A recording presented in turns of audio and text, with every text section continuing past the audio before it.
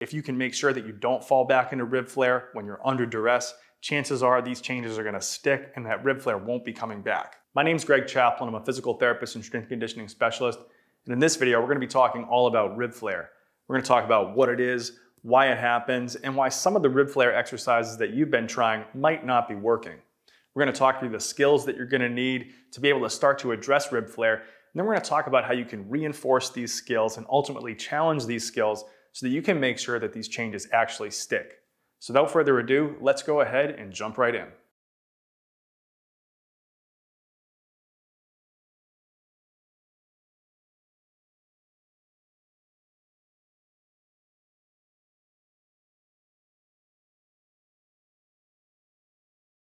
Not a day goes by that I'm not working with someone who's dealing with some degree of rib flare.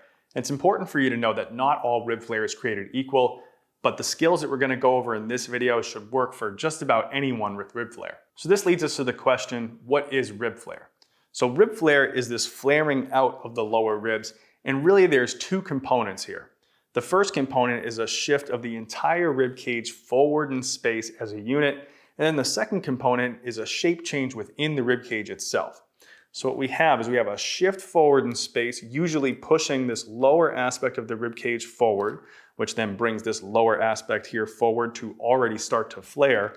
And then we get a compression right here on these lateral ribs that pushes the ribs just above the lower ribs in a little bit and then reinforces that appearance of a flare here at the lower ribs.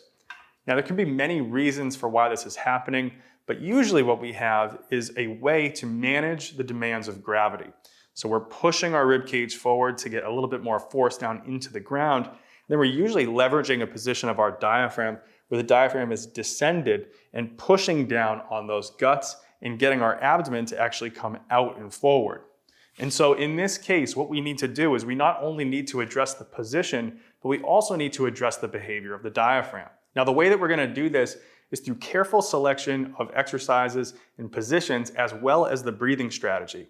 And if you're someone who has a very pronounced divot here at the ribs just above those lower ribs, the breathing is going to be especially important for you because the reason that you're getting that indentation is most likely the behavior of the diaphragm being in a very overly descended position. So make sure you pay special attention to the breathing cues here if you're someone that has a very deep indentation here above those lower ribs. If you're getting value from this video so far, consider liking the video. Leave me any questions you have down below in the comments. And if you haven't already, subscribe to the channel.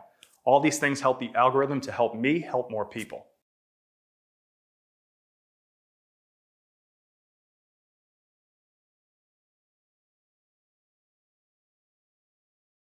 So we said that the two reasons that rib flare is occurring is a shape change within the rib cage, as well as a change in position of the rib cage as a unit. So oftentimes the mistake that people make is they get the rib cage to change positions, but the way that they get it to change positions is by crunching down and bringing this sternum and pubic bone together like this, which just takes the whole rib cage and pulls and crunches it down, rather than simply getting that rib cage to shift back in space through relaxation of this lower part of the rib cage here on this posterior aspect. So we don't want to be crunching down and creating an artificial position of the rib cage that's going to then make it hard for us to change shape with our breathing. What we want instead is a progressive relaxation of this lower aspect of the rib cage to allow that rib cage to shift back into a more neutral position while preserving the potential for our ability to shape change within the rib cage with our breathing techniques.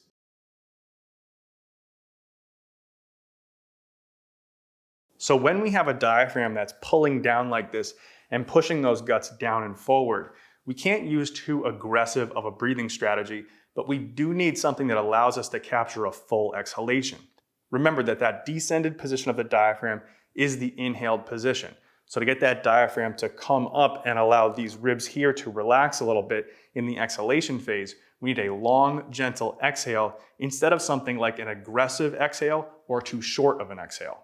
Then from there, once we have a relaxed position of the diaphragm, we need to drive expansion in through the rib cage by making sure we have enough abdominal activation where we don't get that outpouching of the abdomen. To put it simply, what we really need to do is learn to progressively shift back in space, tuck the guts up and in, and restore normal breathing mechanics.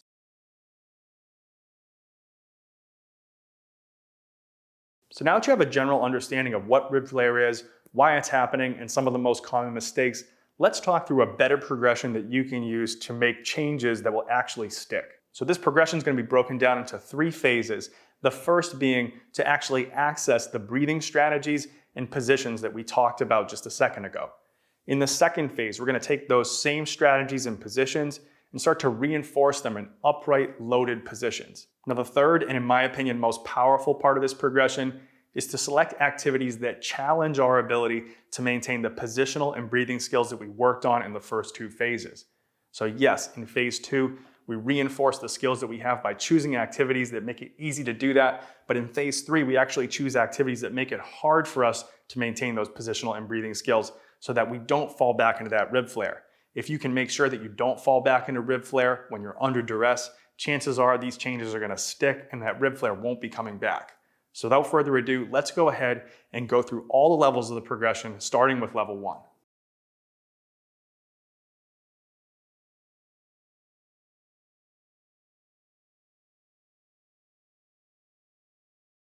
So now in level 1 here, we're going to be concerned with both the positional and breathing skills that we're going to use through the rest of the levels of progression. So make sure to pay close attention to these 2 exercises and rewatch this part of the video if you need to. So as you can see here, I'm laying back with both ribs flared up a little bit just for demonstration purposes. Now we're first going to go through what not to do with the breathing and position, and then we'll go through what to do right after that. So as you can see, I have my ribs flared here. In a second, we're going to be doing a reaching activity up with the hands combined with some breathing to help move these ribs kind of down and in. And then after we get them there, we're going to breathe in and expand the rib cage to expand those compressed areas of the rib cage. But what you will find is that if you turn this into a crunching activity, so if you start to do this like it's an abdominal crunch and you tighten these center abdominals, you'll find 2 things that happen that we don't want. So the first is going to be you're probably going to pooch up in this lower abdomen a little bit, which is going to mean that those guts aren't getting pulled up and back like we talked about a second ago. And you're going to find that these ribs don't actually move in and together and get tucked down like we need during the exhale phase. And then subsequently, you won't get the expansion you need during the inhale phase. So watch me crunch here. You'll see these ribs stay flared out. So we don't want a crunch because we don't want to pooch here. And we don't want these ribs to stay flared out. Now on the flip side, these are the cues that I want you to use, which is going to be to reach up with your fingertips toward the ceiling as you do a nice long, gentle exhale.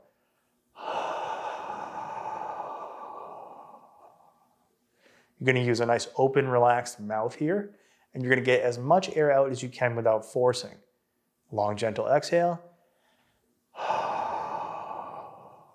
And as you'll see, these ribs started to come together and get tucked down and in.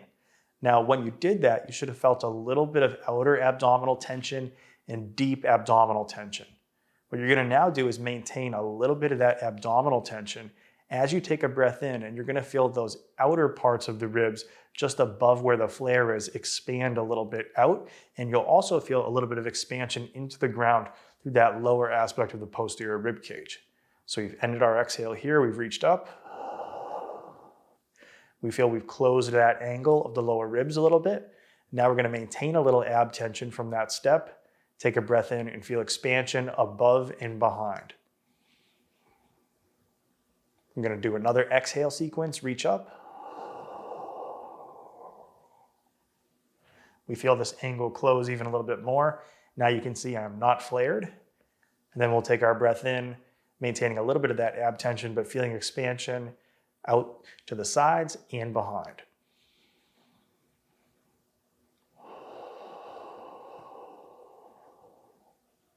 Now you might have noticed that I was using a towel roll behind my neck, and the reason for this is that it puts a natural lordotic curve into my cervical spine. It makes it a little bit easier for me not to engage the front of the neck during an inhale. So just like we don't want to crunch down with the abs as we exhale, we don't want to pull the rib cage back up into that extended tight position as we inhale. So as you're taking that breath in, make sure that it's with a nice, quiet inhale through the nose that doesn't involve any neck activity. And if you need to, put a towel roll below that neck.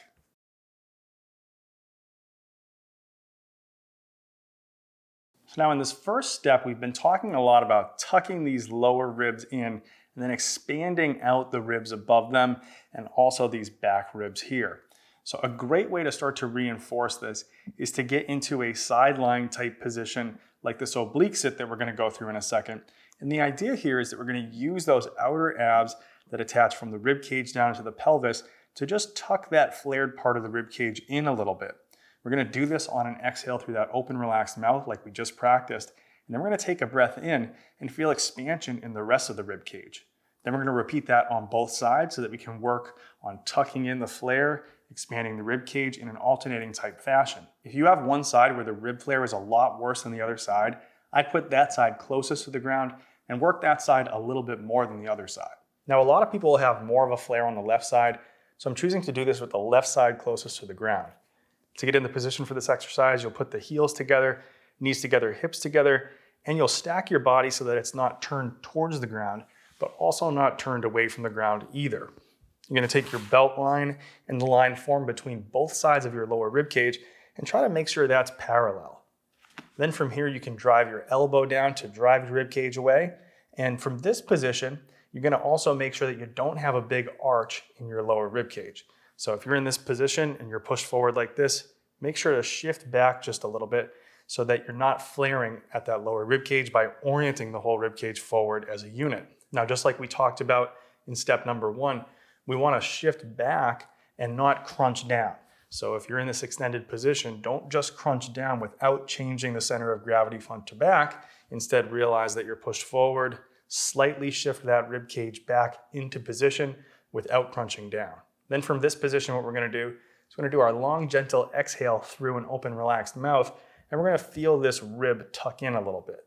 You can also push that elbow down at the same time to help engage some of the muscles on this side of the rib cage, which can make it a little bit easier to tuck that in. So exhale, push down. Going to feel a little bit of outer ab engagement as well as deep ab engagement. You're going to maintain a little bit of that tension as you take your breath in.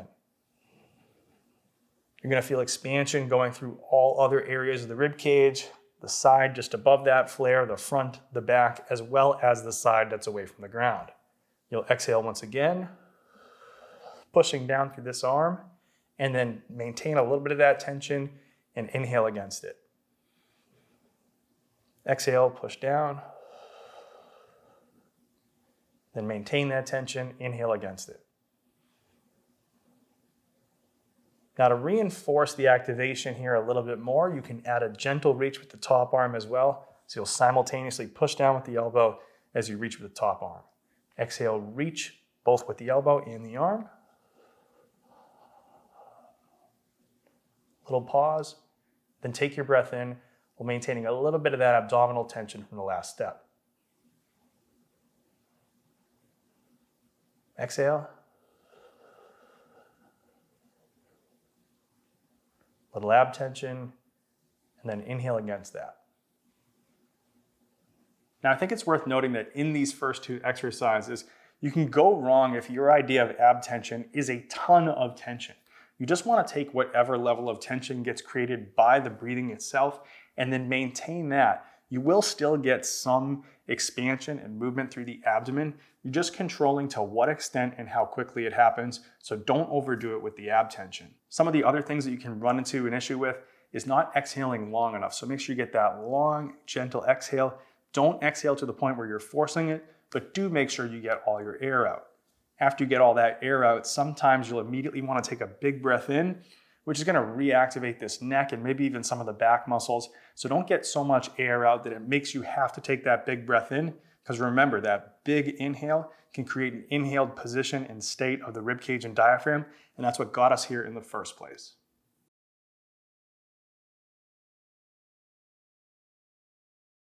Now, as a final progression, you can get into this tabletop all fours type position. And what we're going to do is we're going to think about the same things. So we're trying to get a nice stacked position between the rib cage, pelvis, and cranium. We're going to do that not by crunching the center abs, but by first pushing the hands down into the ground and thinking about pushing that rib cage back and away. As you do this, you're going to make sure you keep your head up so your head's in line with the rib cage, and you're going to assess the position of your pelvis as well.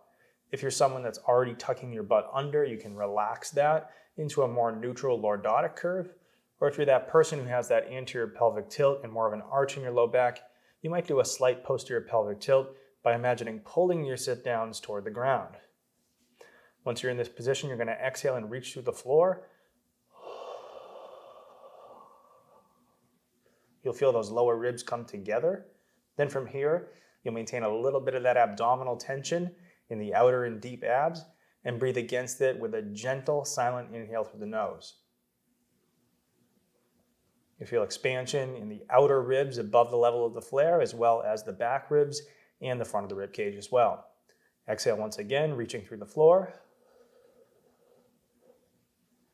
And then inhale once again in this position.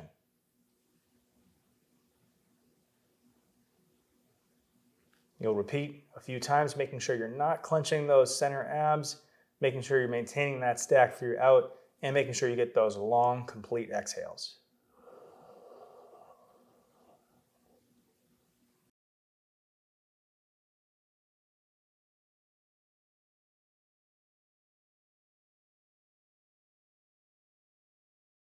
So now here in stage 2, we really have two goals, which are to reinforce the position of that rib cage staying back over the pelvis, as well as the goal of doing a little bit of an exhalation to get the ribs to slightly close at this lower angle, and then be able to inhale against the gentle outer and deep ab tension that's created in order to get that expansion in through the rib cage.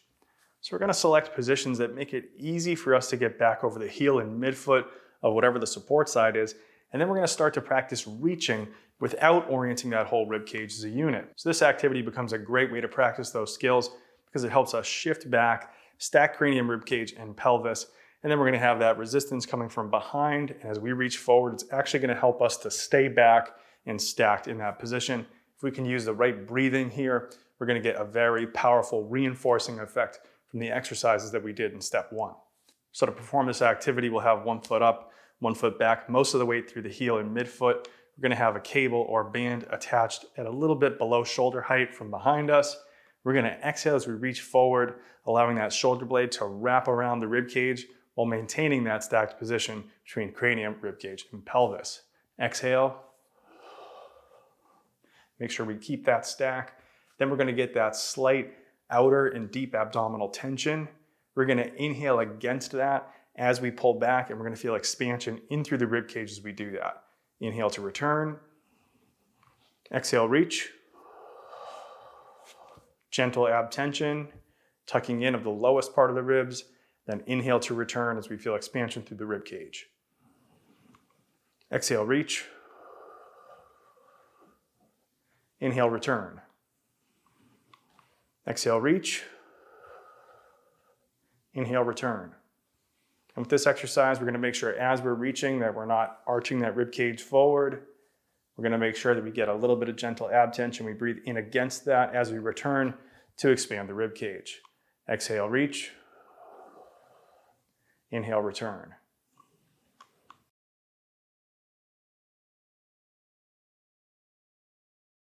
Now our second exercise in phase 2 is going to be this heels elevated goblet squat. The reason that we're choosing this is twofold. The wedges are going to make it a little bit easier for us to get our center of gravity back, which is going to make it easier for us to relax that lower rib cage and get that stacked position. And then the weight in the front is going to make it a little bit easier to engage those deeper and outer abdominals. Now, what you want to avoid with this is make sure that when you set up, you're not crunching that rib cage down as a unit. You're going to maintain a relatively vertical sternum here. Let the shift of center of gravity back allow that lower rib cage to relax.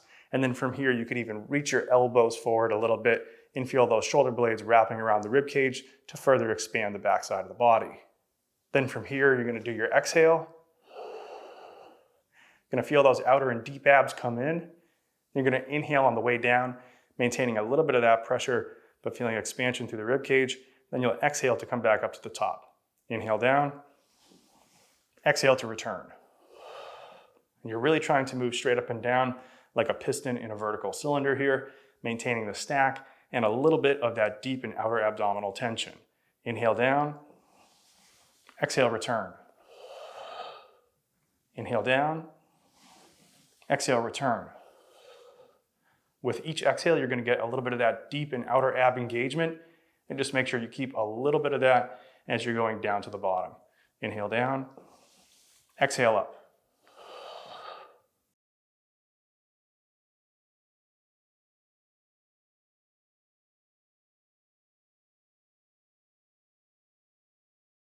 Now the first exercise here in level 3 is this kettlebell pullover.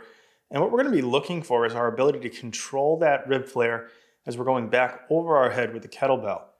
So I'll show you a rep here first where we allow the rib flare to happen. As you see, as I'm going back, my back arches off the bench and that rib flare is produced. Now instead, if I reach up with the kettlebell first, I feel that back settle down into the bench without crunching, just through the reach. And then I take a breath in this position, feeling expansion in through the rib cage. Exhale to close that angle. Now from here, as I breathe in, I'm going to keep a little bit of abdominal tension, like we talked about, not allowing those ribs to flare out quickly, but also not tensing too hard. As we do this, we're going to go only as far as we can before we feel the rib cage trying to reorient as a whole unit. Going to inhale back against that gentle ab tension. And then exhale to return. On each exhale, you'll feel a little bit of that gentle outer and lower ab tension. Then you're going to inhale back against that, but allow expansion to occur in the rib cage. Inhale back. Exhale to return. Now, over time with this, you can progress how far back you're going based on your ability not to go into that flared position. Inhale back. Exhale, return. Inhale back. Exhale, return.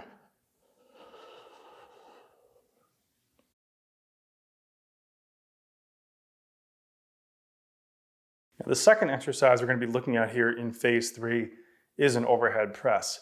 So a lot of people will press overhead and then lean back like this, which pushes the lower rib cage forward and enhances that flare.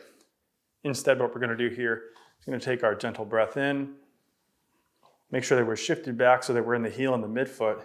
And then as we exhale up, we're going to close that angle slightly at the lower rib cage and get to that top position. Here, we're going to make sure we have head, rib cage, and pelvis stacked, and we're going to have those lower ribs slightly tucked in. Then we're going to do an inhale as we come down and maintain a little bit of abdominal tension here, which is going to give us a little bit of expansion in the rib cage. Exhale up without arching. Close that lower angle slightly, maintain a little bit of tension, and inhale on the way down. Inhale down. Exhale up. Inhale down. Exhale up.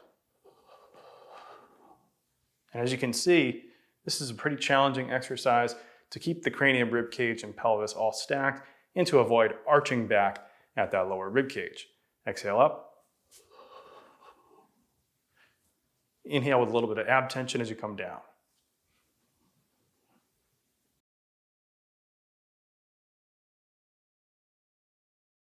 Now that you understand all 3 phases, the question is how much time should you spend in each phase and how many sets and reps should you do of each exercise? So I can't say for sure what's going to work best for you because this is going to be a little bit different between individuals. But if you're a complete beginner, you should start with level 1 and progress through those exercises for at least 2 to 3 sets once a day or once every other day. Now, once you're comfortable with phase 1 and you feel like you can integrate those skills into those upright positions that we talked about in phase 2, you can do those activities once every other day or once every 3rd day, doing 1 to 3 sets of somewhere between 8 to 12 repetitions. Now, once you've spent a number of weeks in phase 2, probably something like 4 to 8 weeks, then you can progress to phase 3 and spend about the same amount of time and the same amount of reps doing these exercises once every other or once every 3rd day. Now, the other thing you want to consider as you're going through these exercises is if there's anything else you're doing from a positional standpoint or from an exercise standpoint that might either be creating interference with or actually reinforcing the skills that you're working on. So make sure to take inventory of those factors and make sure that your goals aren't in competition with each other. So if you're confused, just make sure you leave any questions you have down below in the comments, or go to chaplinperformance.com and book your individualized movement assessment where we can assess what the best progression will be for you. And if you're someone that has an asymmetrical rib flare on this left side, go to chaplinperformance.com, get my free 8-minute movement breakdown. That's going to go through a really powerful exercise that you can use to start to address rib flare when it's happening on that left side. Okay guys, so as always, thanks a lot for watching. Until next time, peace.